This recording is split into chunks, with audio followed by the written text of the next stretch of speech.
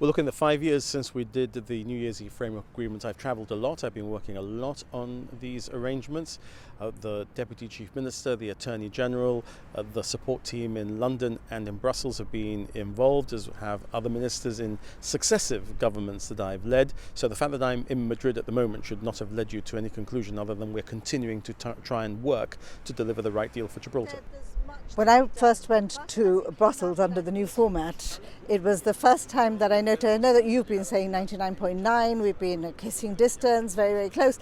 That was the first time that I felt we're there. This time it felt the same. Well, look, it's not going to be a reality until it's a reality. It's not going to be over until the fat lady sings. Perhaps I shouldn't have lost so much weight, but we're working to get the right deal. You can get a deal quicker, of course you can. But it might not be the right deal for the European Union, for the United Kingdom, for Spain or for Gibraltar. What we have to do is continue to work to deliver the right deal. Of course, time is relevant and will make the deal better or worse.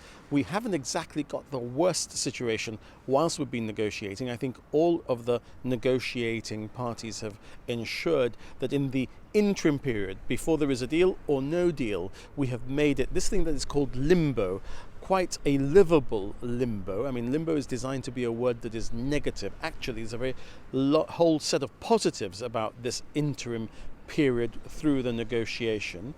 So look, I hope that we will be able to reach an agreement between the United Kingdom and the European Union on Gibraltar's future relationship with the EU at the right moment.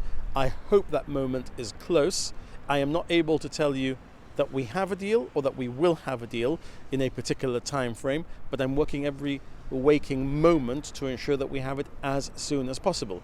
If anybody thinks that because we might be on the cusp of a deal, I might get softer or my team might get softer and we might be prepared to say yes to something, what they're going to find is that we're going to say no, and if that means that the time frame has to be extended, that's what people put us into government to do, to say no to the things that we cannot accept, whether it's at 5 minutes to midnight, at 1 minute to midnight, or 1 minute past midnight. We'll say no to the wrong things for Gibraltar. We'll say yes to all of the right things for Gibraltar, but we won't allow chronology to somehow affect substance in a way that is negative for future generations, because if we do this deal, we want it to endure. We want it to be for decades, not for days.